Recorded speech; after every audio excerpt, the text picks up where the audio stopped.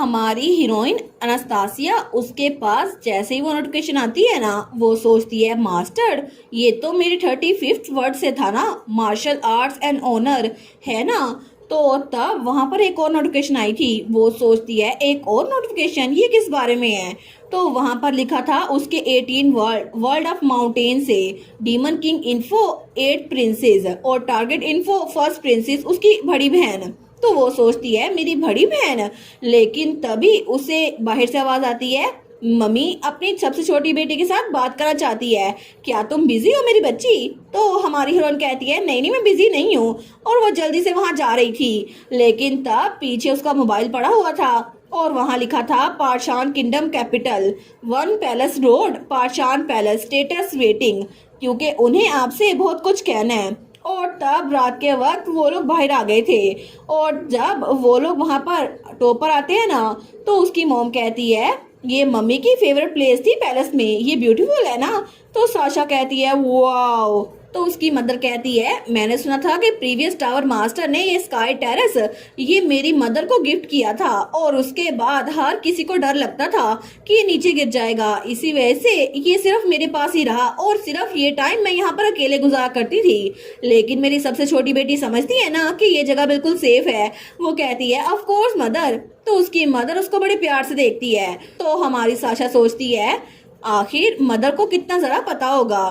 तो उसकी मॉम उसकी तरफ हाथ बढ़ाते हुए कहती है आखिर तुम ऐसा चेहरा क्यों बना रही हो अनास्तासिया, लेकिन क्या मेरी बेटी को कोई मसला तो नहीं हो रहा, और क्या मेरी बच्ची वो इसी वजह से मम्मी से दूर रह रही है क्योंकि अब मैं क्वीन बन चुकी हूँ। तो साशा कहती है नहीं नहीं ये बात नहीं है। तो उसकी मदर कहती है ठीक है तो फिर इधर आओ और मम्मी को गले लगाओ। तो साशा अपनी मॉम की तरफ बढ़ रही थी और जाके अपनी मॉम को गले लगा लेती है।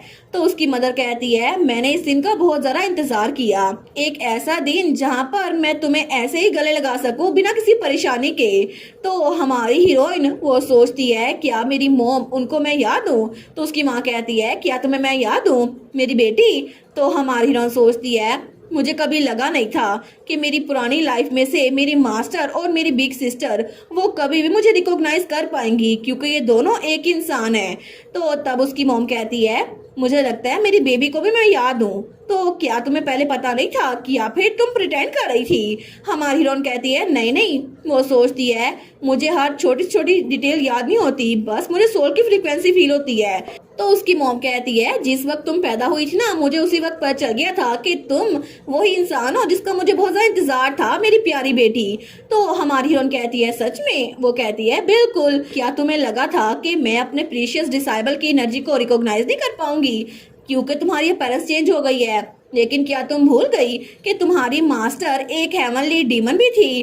तो हमारी हीरोइन कहती है क्या आपको भी अपनी सारी की सारी पास्ट लाइफ्स याद हैं। वो सोचती है क्या मेरी मॉम भी मेरी तरह काफी बार इनकारनेट हुई हैं। तो उसकी माँ कहती है नहीं, मुझे बस वही लाइफ याद है जो मैंने अपनी बेबी के साथ गुजारी थी, इसके अलावा मुझे बाकियों के बारे में कुछ नहीं पता। और तब हमारी हीरोइन हमें बताती है बाकियों की ऐसे ही अटैचमेंट के बजाय मेरी मॉम ने मुझसे पहले दुनिया छोड़ दी, और मेरी मास्टर और मेरी एल्डर सिस्टर के तौर पर हमेशा वो मुझसे पहले दुनिया से चली गई।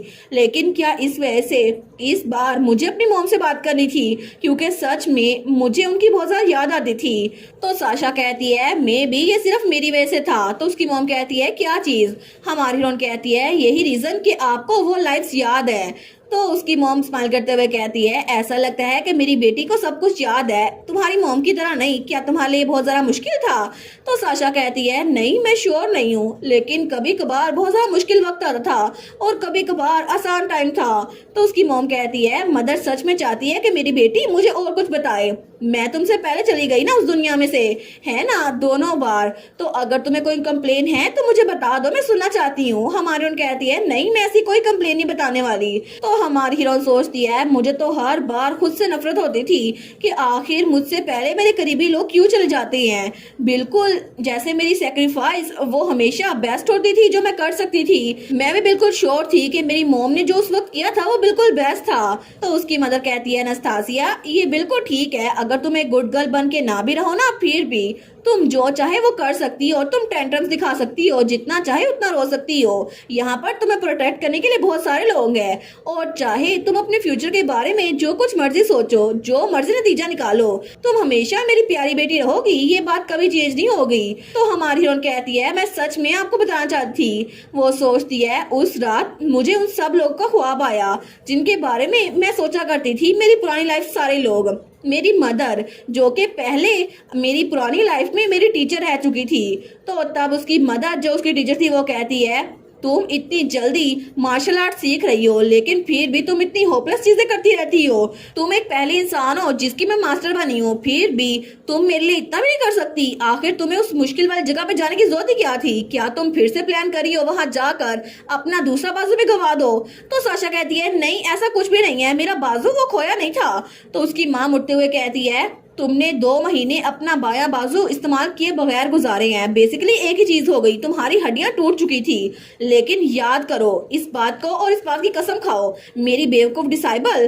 तो साशा कहती है क्या? तो उसकी मास्टर मुड़ते हुए कहती है यही बात कि तुम दोबारा कभी भी आके गड़े में अकेले नहीं जाओगी, ठीक है? तो हमारी हीरोइन सोचती है उस लाइफ में मेरी मास्टर जो अपनी फुलिश डिसाइबल को पीछे छोड़ के जाने चाहती थी, उन्होंने फिर मेरी वजह से अपनी जान दे दी ताकि मैं सेफ रह सकूं। लेकिन उसकी 18 लाइफ में जहां पर वो सबसे छोटी प्रिंसेस थी, 8th प्रिंसेस, वो कहती है आखिर आप यहाँ पर क्या कर रही हैं बिग सिस्टर? लेकिन वो दिल में सोचती है आखिर फर्स्ट प्रिंसेस जो कि क्राउन प्रिंसेस हैं, वो एम्पीरियल फैमिली की असल वारिस हैं, वो मुझसे मिलने के लिए क्यों आई हैं? तो तब वहां पर उसकी मॉमी उसकी बड़ी बहन थी उसकी 18 लाइफ में, और तब उसे याद था कि वो पिछली लाइफ में उसकी मास्टर थी। वो कहती है मैं यहाँ पर क्या करने आई हूँ? क्या मैं अपनी बहन से मिलने नहीं आ सकती, वो भी अपनी सबसे छोटी बहन से? तो हमारी हीरोइन बताती है मेरी सबसे बड़ी बहन वो हमेशा मुझे अकेला देखकर मेरे पास आती थी ताकि मैं अकेला फील ना करूँ। तो तब उसकी बहन कहती है देखो सही तुम कितनी स्किनी हो गई हो, तुम तो एम्पीरियल फैमिली को डिस्ग्रेस कर दोगी, तुम्हें खाना खाना होगा और एक प्रिंसेस के तौर पर अपनी डिग्निटी उसको संभालना होगा। तो साशा कहती है क्या? और थोड़ी देर बाद उसकी बड़ी बहन ने उसके कमरे में बहुत सारा सामान रखवा दिया था। वो कहती है देखा अब ये प्रेजेंटेबल लग रहा है, और हमारी हीरोइन भी थोड़ी तैयार थी। वो कहती है आपको मेरे लिए सब कुछ करने की जरूरत नहीं थी बिग सिस्टर, और वैसे भी कुछ सालों में आपको एम्प्रेस बनने के लिए मुझे जान से मारना पड़ेगा। तो वो कहती है सच में मेरा ऐसा कोई भी इरादा नहीं है, वैसे भी मैं अपनी सबसे छोटी बहन को बिल्कुल नहीं मारने वाली, और क्या पता कि तुम मुझे मारो या फिर नहीं, लेकिन मैं ऐसा कुछ नहीं करूंगी। तो हमारी हीरोइन कहती है लेकिन? तो उसकी बड़ी बहन कहती है कितनी फ्रेजाइल हो ना तुम, आखिर तुम में जिंदा रहने की कोई चाहत है ही नहीं, तो फिर तुम्हें मार के मुझे क्या मिलेगा? और वैसे भी मेरा कोई इंटरेस्ट नहीं है कि तुम्हारी जैसी डल लाइफ को ऐसे ही खत्म कर दूं। तो तब साशा वो ख्वाब में सोचती है उन्होंने कहा था वो मेरी जैसी डल लाइफ को खत्म नहीं करना चाहती, लेकिन मेरे सामने उन्होंने अपनी लाइफ को खत्म कर लिया था ताकि मैं प्रोटेक्टेड रहूं, तो आखिर मैं इसको कैसे भूल सकती हूँ? और ये सब कुछ वो ख्वाब में सोच रही थी। वो रोते हुए कहती है क्यों? आखिर आपने मुझे प्रोटेक्ट करने के लिए अपनी जान क्यों दी? तो तब उसकी मॉम उसके पास ही बैठी हुई थी। वो कहती है मेरी प्यारी बेटी और ज़्यादा नाइटमेयर तुम्हें देखने को नहीं मिलेंगे, क्योंकि इस लाइफ में मैं तुम्हें जिंदा रहकर प्रोटेक्ट करूंगी, और इस बार तुम्हें बिल्कुल भी मुश्किल सहने की जरूरत नहीं है, क्योंकि मैं और तुम्हारी बाकी पूरी फैमिली यही चाहती हैं कि तुम हमेशा खुश रहो, बिल्कुल खुश, और तुम्हें कोई मसला ना हो। और मुझे लगता है कि यहाँ पर हमारी हीरोइन के फादर के अलावा उसकी पूरी की पूरी फैमिली, वो सारे के सारे उसके पास्ट लाइफ में से कोई ना कोई थे।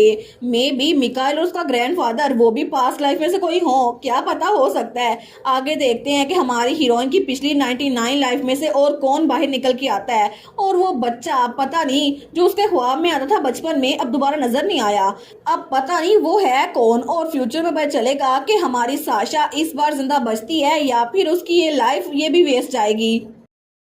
और इसी के साथ ये वाला पार्ट यहीं पर ख़त्म। तो आप लोग बताइएगा आप लोग को ये पार्ट कैसा लगा, और वीडियो को लाइक और चैनल को सब्सक्राइब लाजमी कीजिएगा। बाकी वीडियोस का लिंक भी स्क्रीन पर नज़र आ रहा होगा, तो काइंडली उनको भी चेकआउट कर लें। और thank you so much for watching my videos. Stay safe, bye bye.